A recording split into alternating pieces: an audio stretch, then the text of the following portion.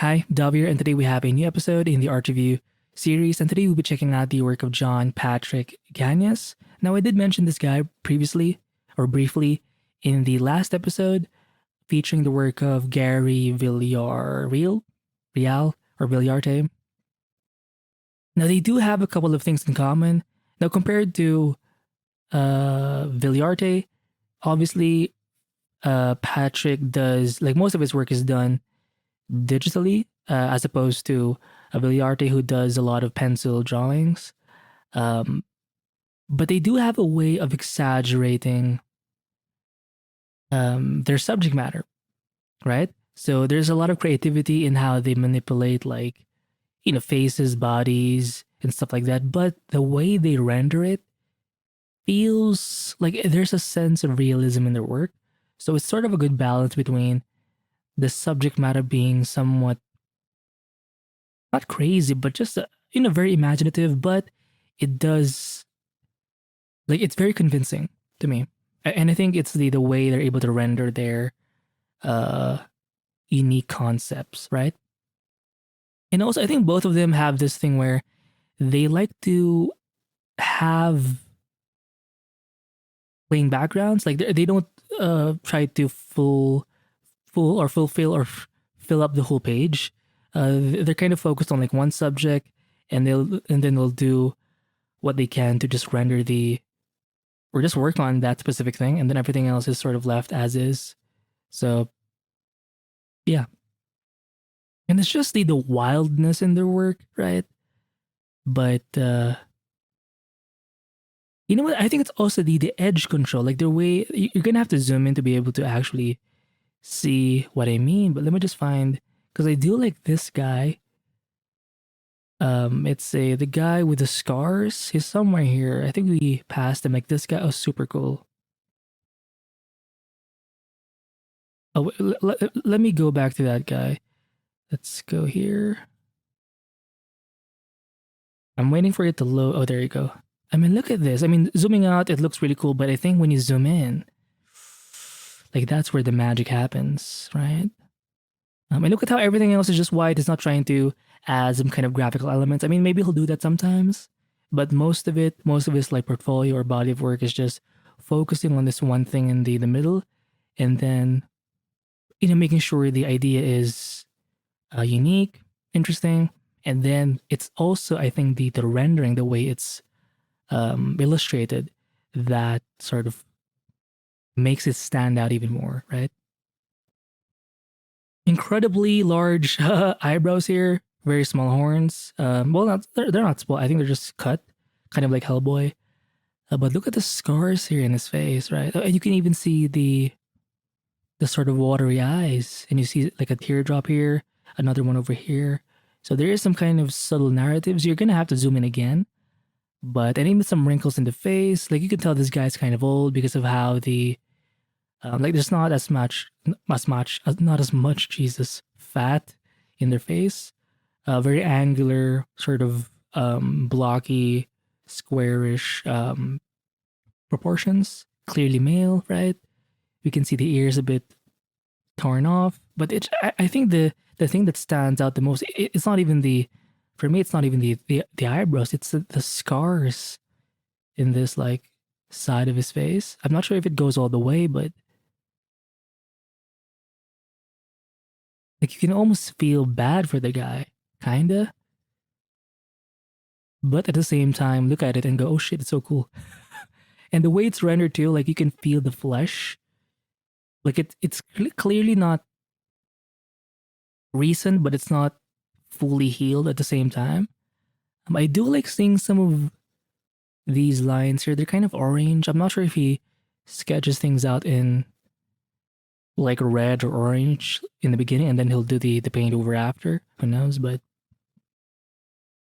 I do think he shares some of his time lapses on his Patreon. That's what I recall from his account, but who knows? By the way, I will link this page in the description below, so if you want to see his work, obviously check it out. Um, but yeah, like if you look at the face, it's not super crazy. Like the base is still a human head. I mean, obviously you're gonna have to add some, horns, make the hair kind of white, play around with where the, like, for example, the eyebrows are kind of thick, basically a unibrow, right? Um, Changing the color of the skin, but they're not drastic changes, but it just looks so cool. And even the effects he does, for example, for the clearly this guy's eyes are glowing, even the inside apparently of his ears, his mouth, and this kind of like cigar kind of thing going on here. Um, the accent color is gonna be a pinkish kind of thing. So this guy clearly has some kind of powers, some scars here to show some experience, the white hair for age, right? It's these subtle things that I think you sort of miss when you see it kind of at this view. Oh, and you will see some of his strokes here. It's not as again, it's hard to see zoomed out, but once you zoom in, you will see it has that sort of Lion Decker kind of strokes, right? Maybe he has, or is influenced by that guy. Who knows? But by the way, it's not just Lion Decker. I know everyone or a lot of people do it without ever encountering the work of Lion Decker. But he's a popular figure in the art space. I do know this is from an anime, like Dungeon something, Delicious Dungeon. I mean, just the rendering is insane. Even the shadows look so convincing. Um, and I do like how, like in this side, you do see a little bit of a glow. Like it helps to really define the edge of this sort of body over here, right? It may not always be like realistic. Sometimes like in the actual sort of environment, there may not be a light source, but I think it just looks cool when you have like a lighter value separating these sorts of things, right? It just makes the edges more clear, and you don't really have to think about um like where it begins or ends because it's so obvious, right? But yeah, just the way it's rendered. I mean, even like the shadows or the areas, well, in shadow, it's not like a full black or gray. There is a bit of underlighting there or reflected lighting coming from the environment. For example, for this part of the arm here, look at how it's almost like a purple gray to me. But the point is, it's a light source coming from here and bounces off from the ground to the bottom part of the arm. And even the feathers, I do see a little bit of again, the same way you see a bit of a glow here, you have a glow here as well. Like just under the feathers, they're kind of orangey, right? It's very subtle, hard to see zoomed out, but it's there. It's very cool to look at. And if you look at his work, it's very opaque. You don't see a lot of transparency or buildup of. It's not like watercolor. It's very. Oh, this one reminds me a little bit of the work of Yankee or Kiyang. He worked on the Black Myth Wukong game. Usually, you have the character or the character in the middle, and then in the background they'll add this sort of uh, um, series of brushstrokes. Usually, it's done in the same way, black, just to help the character pop out even more. And then they will leave some space, just white to sort of create this yin and yang kind of contrast. Pretty cool. Oh, I do see some noise for the shadows here.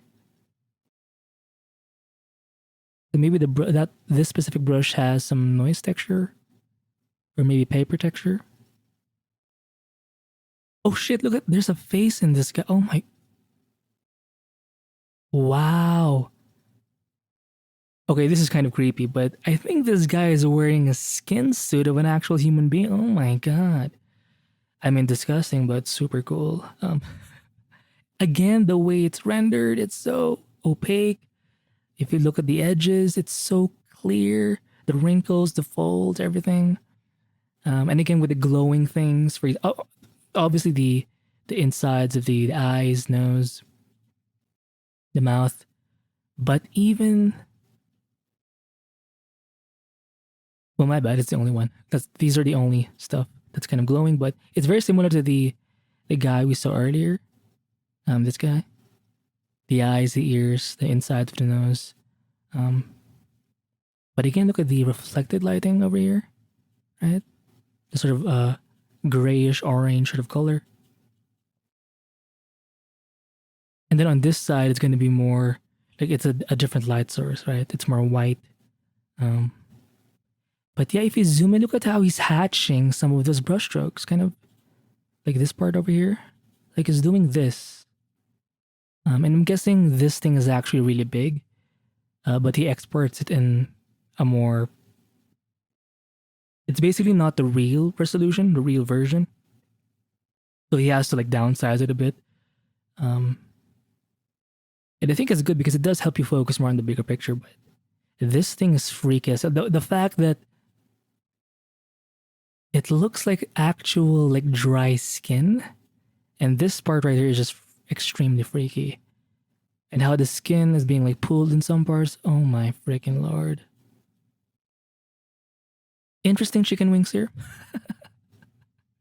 Very interesting, but again, the subject matter itself, very unique designs, right? Like his whole body and head is super big, but the arms and the legs and even these chicken wings are kind of like tiny or thin. Oh, this guy even has scars over here. Oh, well, yeah, they're scars, but they're more like intentional. Like they look like symbols to me, so it could be some... Maybe he belongs in some kind of tribe. Who knows? But yeah, pretty cool.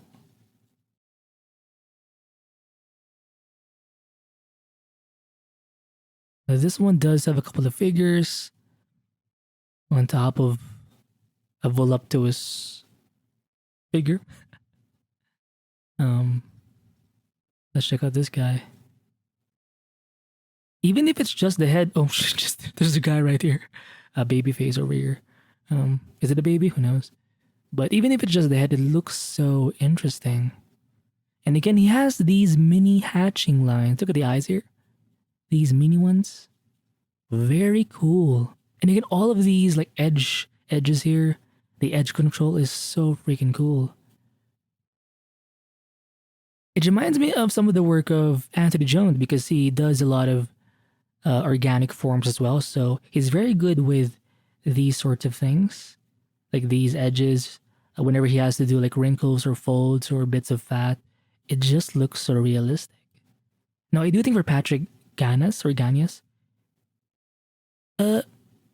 his edges are a bit sharper. Like he doesn't do a lot of like these smoother sort of lines. I think there's a bit of a jaggedness with his edges. Even when he does like smokes, there's sort of a little bit of a jaggedness there, like a sharpness to it, right? Or an abruptness, if that's a good word. Again, with the glowing things, right? In this case, it's going to be like orangey something. And sometimes it's in the contour lines, right? Although his final illustrations are not...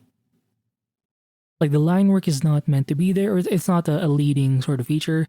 But I have noticed in some parts he will add these slight orangey indentations. Even the eye, I think he's using some kind of rake brush. Like if this is the pupil, right?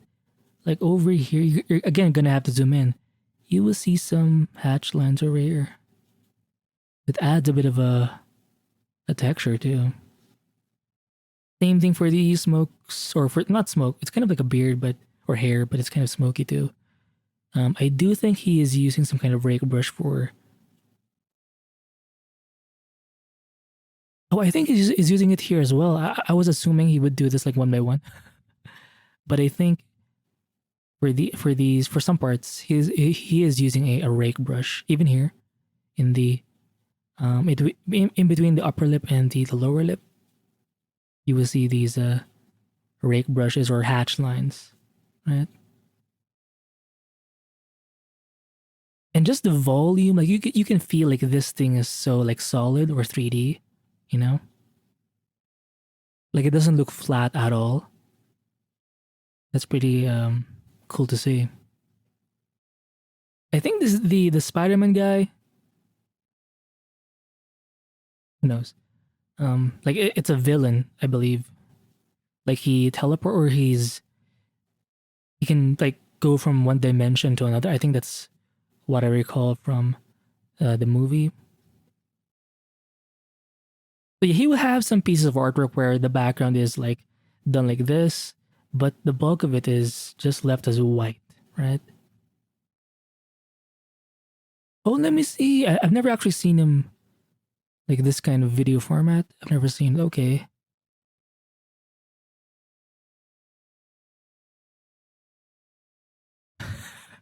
What did I just see? Okay, so he does layer things, right? I mean, look at even the amount of detail in that hair is freaking. Look at the chin. A literal arrow. I'm not sure if it's fan art or something. Who knows?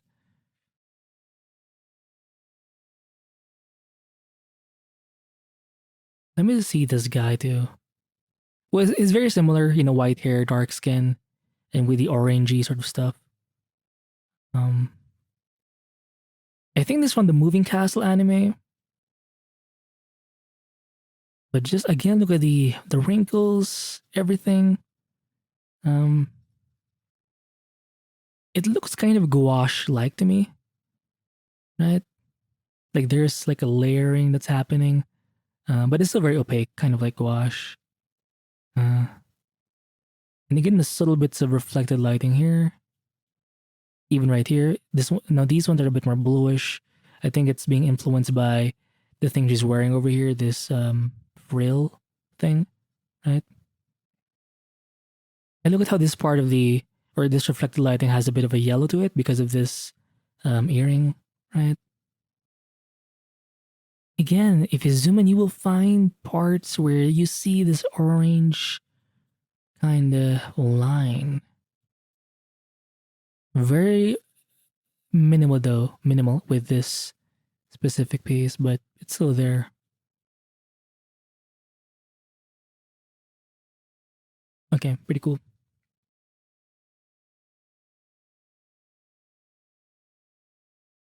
Oh, I think this is a Miguel O'Hara from the Spider-Man multiverse sort of thing. Same thing here. And I like how he's able to showcase. I mean, I'm not sure what Miguel O'Hara's powers are. I just know he's like a big, thick guy. You know, big back, big shoulders, big chest. But for Spot, I think it's the Spot. I can see it here. He does have this sort of teleportation kind of dimensional thing, so it kind of makes sense to illustrate the background this way. It's almost as if he's popping from, you know, from another dimension. And again, these splatter. Let me just zoom in. Like the splatter effects, they look so freaking cool. Oh, I think I see a little bit, maybe a little bit of an RGB shift. I don't know if maybe not. I think it looks like an RGB shift sort of effect just because of these edges. You will see some orange and blues, some reds. So it looks kind of glitchy, right? Now for this one, I think it was a lot more playful. I mean, it does make sense for the character, right? It looks so artistic when you zoom in. You know, again with the orange lines here, very common in his work. Um, reminds me a little bit of oh, I'm forgetting his name. He does a lot of illustrations that are kind of opaque like this as well. Starts with A something, I forgot. But eventually I'm gonna get to his work, so oh interesting. I do see some blue lines here. I'm not sure if it's from the original sketch, or maybe it's more of an additive accessory kind of thing. You know, to add a bit of a graphic look to it. Pretty cool.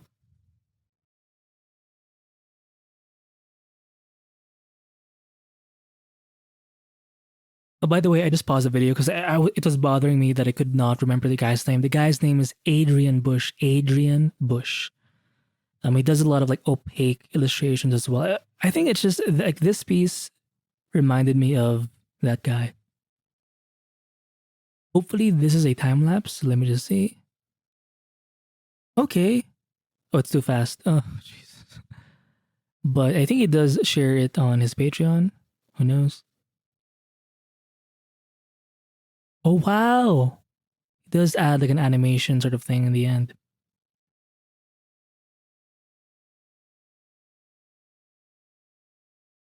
I'm so fascinated with like the folds or the smoke kind of effects and the way he renders all those in the end. I mean, right now, as you can see, so smooth. It looks very sculpted to me, right? It's the kind of feeling if you've ever been to like a museum or something and if you've seen like Greek sculptures, and them wearing drapery or, clothing basically, and that sort of ethereal vibe. Sometimes I do see it a little bit in the work of Patrick. And I think it's because of the smoke sort of vibe. Like there's sort of a flowy nature to it.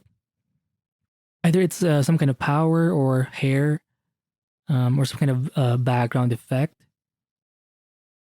or actual clothes. It's always there. Um, but this guy's cool. Ooh. Oh yeah, I think it was these heads that I thought of these when I was checking out some of the head drawings of Gary Villarreal or Villarte. Interesting. Clearly they're from, or they have like a theme here because all the background here is like gray, and they have like the same, excuse me, sort of font, right? It's kind of a short series, and all of the heads are basically facing one way. Um,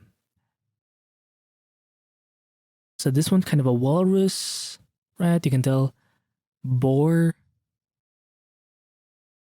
or based on a boar octopus.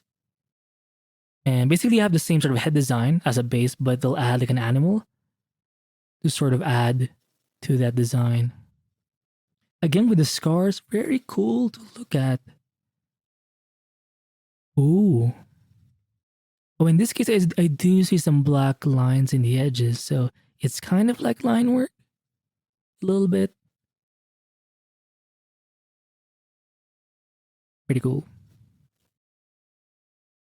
Angler, I'm not sure what an angler is, or anglerfish maybe. Hopefully, I'm saying it right. Just because of the teeth.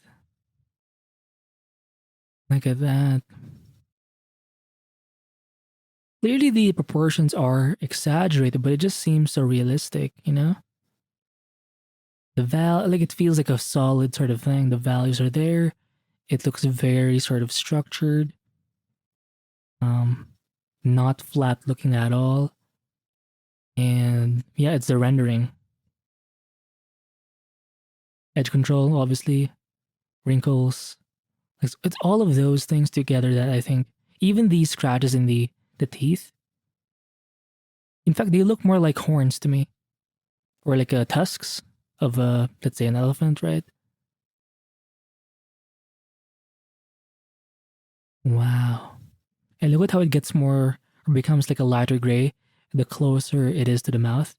And then at the other point, at the tip, it's more darker gray. And I think I mentioned this in the last episode featuring Villarte. It's sort of a nice technique to, like, you're not even changing like the actual form of your subject. It's more of a skin additive. Like one side or one end of it's going to be darker, and then the other's going to be way lighter. It just adds a bit of a gradient, like adding those gradients here and there. It just makes your work a little more interesting. Pretty cool. interesting character here. A duck that looks like a teacup. It shows. Oh, I think this is from the Avatar, the blood bender. Well, water bender, but they've like advanced their skill so much that they can bend blood, right?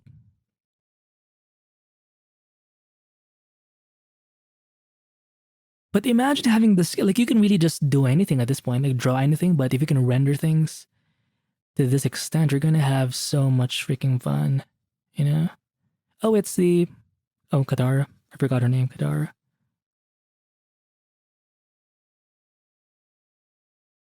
Ang, right? Oh, so I think at this point he got or reached 100,000 followers. Pretty cool. I'm not sure what his following count is now. Probably way bigger than 100K, but well deserved. Well freaking deserved. Oh. Yes, I guess that is for this art review of Patrick Gañas. So much work to. Um, interesting. The nose is like a samurai katana sword sheath.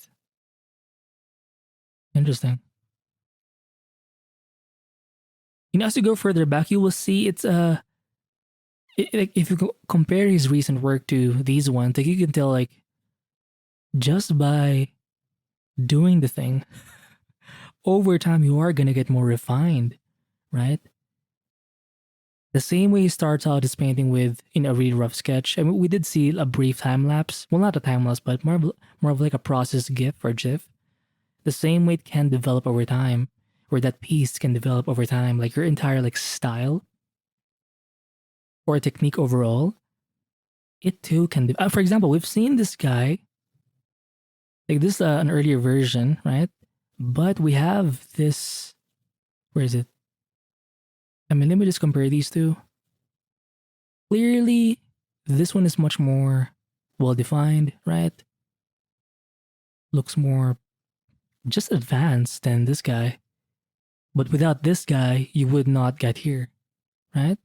So you're gonna have to do things a lot before you can really get to this level of dominance or hierarchy or mastery, right?